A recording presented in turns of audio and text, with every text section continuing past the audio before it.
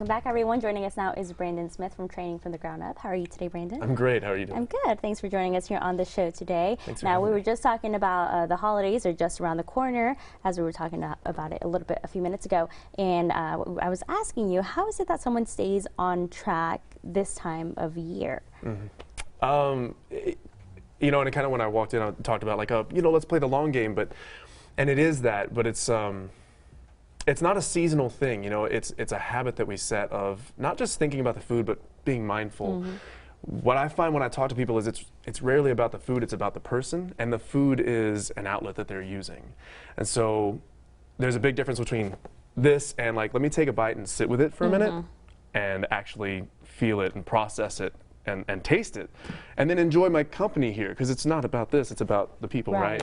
So when you're going into the holiday, like, your habits should carry you through. This isn't the time to set a new record in the gym or to set a new weight loss goal, but maybe just hold it and be compassionate with yourself and not try to do anything crazy, you know, just kind of hold. So,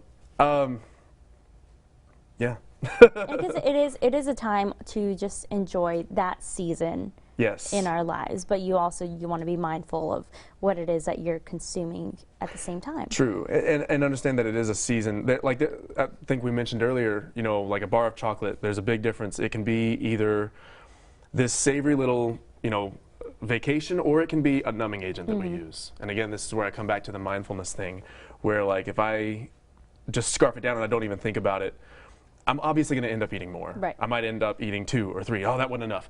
But if I sit there and I just go slow and try to be mindful and check into the sensations, that's going to make a huge difference. You know, yeah, it comes down to calories in, calories out, but really what I find when I talk to clients is it's not about the food, it's about the person and where they're at.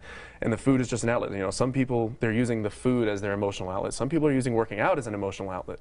And that's just a different side of the same coin. You know, so my advice is to be mindful, to be present. There's a really good mindfulness exercise. If you look up the mindfulness raisin, just Google that. You basically hold a raisin in your mouth for like 10 minutes and just kind of close your eyes and sit with it and feel it and explore it. And then after that 10-minute mark, you bite into it. And what you find is the flavor, it's like explosive. Whereas if you just take a handful of raisins and go nuts on them, you barely notice them. And so that's where I come back to, like, yeah, you know, make smart choices. Don't just eat the pie, you know, maybe eat the turkey and some veggies. But it's really about how and why before you get to the what.